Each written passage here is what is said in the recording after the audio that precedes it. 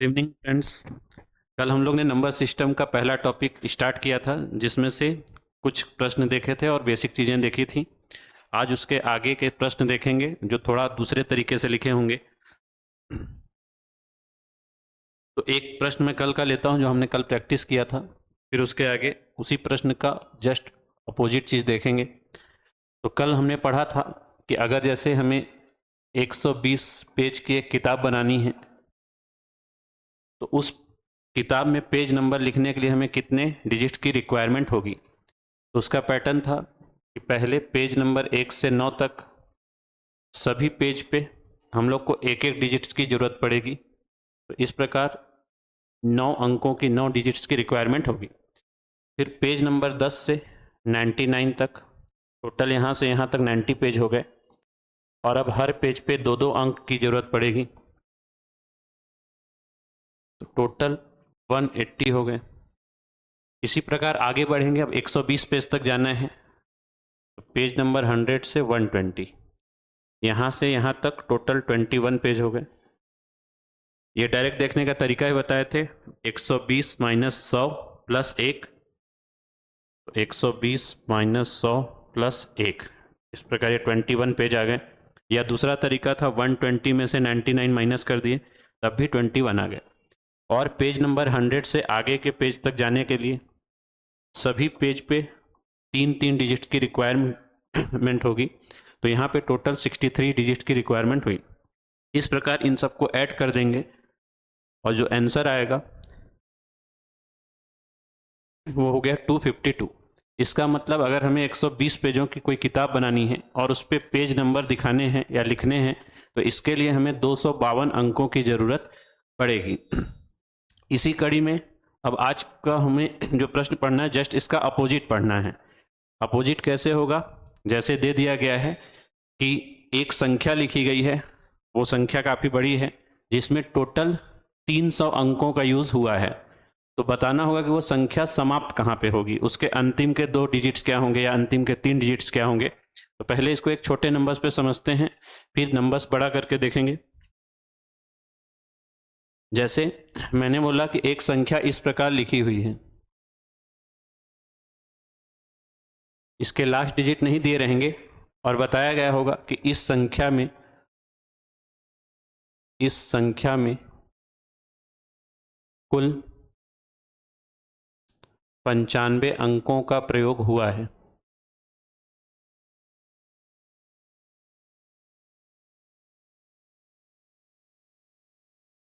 तो इस संख्या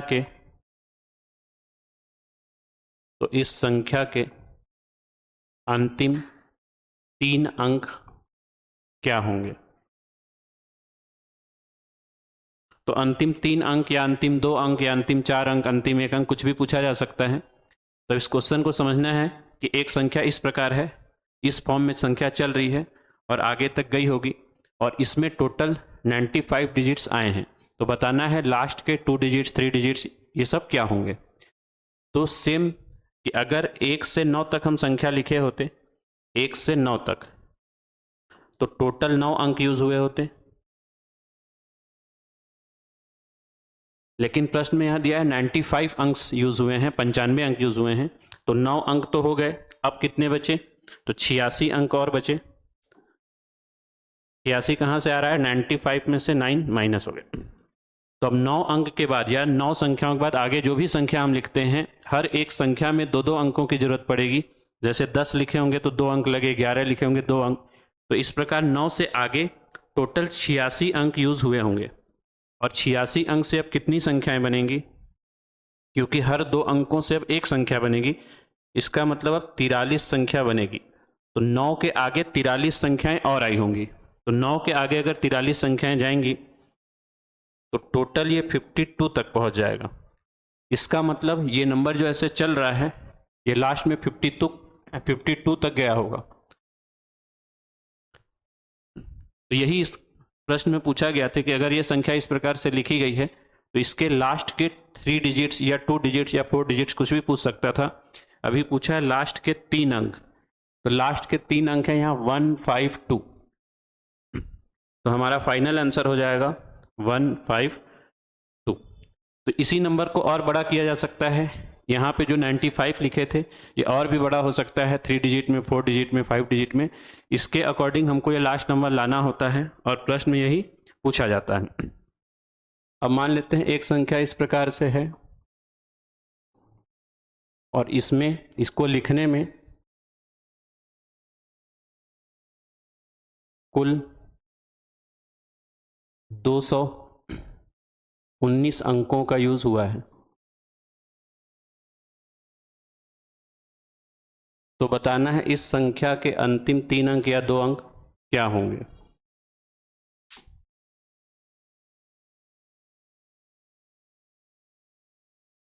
तो सेम प्रोसेस हम लोग यहाँ तक डायरेक्ट लिख सकते हैं कि अगर ये 99 तक ऐसे चला होता तो टोटल 189 अंकों का यूज हो गया, लेकिन प्रश्न में दिया गया है 219 अंकों का यूज है। इसका मतलब इसके आगे 30 अंक और आए होंगे, क्योंकि टोटल 219 अंक हैं और 189 अंक तक अगर हम लिखते हैं तो संख्या हमारी 99 तक चल जाती है।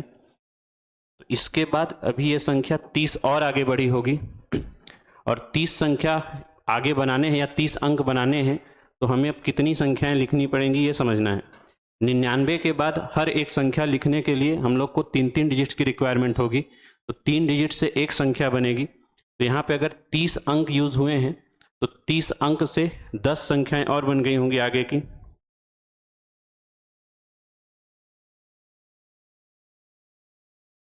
तो 10 संख्या और बनी होगी, तो 99 के आगे की 10 संख्याएं और गई होंगी। इसका मतलब ये 99 से 10 संख्या और, तो ये 109 तक गया होगा। तो इसमें पूछा गया अंतिम के 3 अंक, तो अंतिम के 3 अंक हमारे 109 ही हो जाएंगे। एक प्रश्न और करते हैं इस नंबर्स को और बड़ा करके।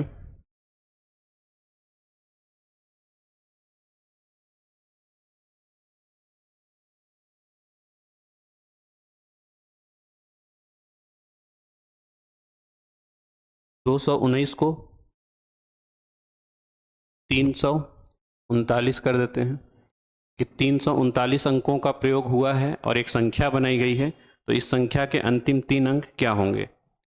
तो अब हमें पता है कि अगर यह संख्या 9 तक गई होती है तो 9 अंकों का यूज होता है। अगर यही पूरी संख्या 99 तक चली गई होती है तो टोटल 189 अंकों का यूज हुआ रहता है। लेकिन प्रश्न में लिखा गया 339 अंक यूज हुए हैं, तो 189 अंक तक तो हम डायरेक्ट बता सकते हैं। 189, इसका मतलब 99 से आगे अभी 150 अंक और बचे होंगे, 150 अंक और बचे होंगे। और 99 से आगे अगर हम एक संख्याएं लिखते हैं तो हमें 3 अंकों की जरूरत पड़ती है। तो 99 से आगे टोटल अभी 150 अंक यूज हुए हैं और 99 से आगे हर 3 अंक पे एक एक संख्या बनेगी, तो 150 अंक से टोटल हमें 50 संख्याएं और बनी होंगी। तो ये 50 संख्या 99 के आगे की 50 संख्याएं हुई होंगी। तो अगर 99 से आगे 50 संख्या और लिख देंगे तो ये संख्या 149 पर जाके समाप्त हो जाएगी।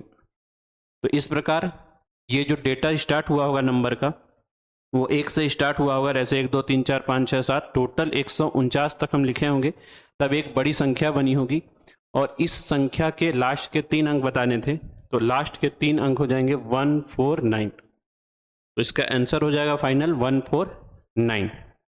एक नंबर्स और देखते हैं, थोड़ा इस नंबर्स को और बड़ा करते हैं।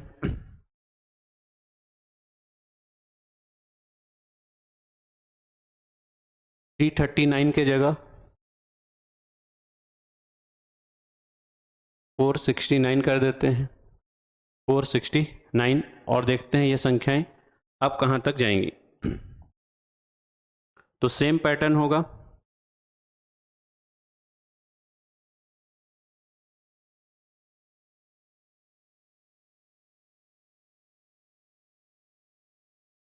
अगर 1 से 99 तक जाते हैं तो टोटल 189 अंक यूज हो जाते हैं,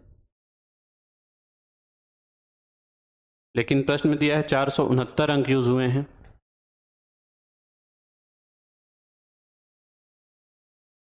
तो अभी भी 280 अंक बचे हैं। तो अब 280 अंक से आगे की कितनी संख्याएं बन जाएंगी ये समझना है। 280 अंक से आगे की कितनी संख्याएं बनेंगी। अब हर 3 अंकों से एक एक संख्या बनती है, तो इसको सॉल्व कर लेंगे। तो अब यहाँ ये भी ध्यान रखना, एक बच गया, इसका मतलब है अभी आगे की 93 संख्याएं और बनेंगी, साथ में जो 94वां संख्या आने वाली थी उसका केवल एक अंक यूज होगा। टोटल 280 अंक बचे थे, अब हर 3 अंकों से एक संख्या बनने वाली है, तो 3 से डिवाइड करने पे 93, मतलब 99 के आगे की 93 संख्याएं और बनेंगी, साथ में जो अगली संख्या आने वाली थी उसका केवल एक अंक यूज होगा। तो 99 से आगे 93 संख्या और लिखेंगे, तो 99 में 93 ऐड हो जाएगा, तो ये 192 तक पहुंच जाएगा। तो ये हो गया इसका यूज। साथ में एक बचा है, इस एक बचने का मतलब है कि अगली जो अब संख्या आने वाली थी उसका केवल एक अंक यूज होगा। तो अब 192 के बाद 193 आने वाला था और उसका केवल एक लिखा जाएगा। तो इस प्रकार ये संख्या यहाँ पर जाके समाप्त हो गई होगी और पूछा गया था इस संख्या के अंतिम 3 अंक।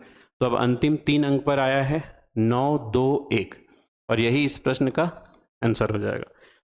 तो ये प्रश्न जो कि बच गए थे, जो कल हमने पढ़े थे, जस्ट उसका अपोजिट क्वेश्चन था। तो आशा करता हूँ ये आप लोग को समझ आया होगा। एक बार इसको आप देख लीजिएगा, अगर इसमें कोई डाउट रहता है तो उसको कमेंट सेक्शन में पूछ सकते हैं ताकि उसको और आसानी से समझाया जा सके। आज के लिए इतनी ही वीडियो रहेगा। धन्यवाद। कल आगे इसके फिर मिलेंगे।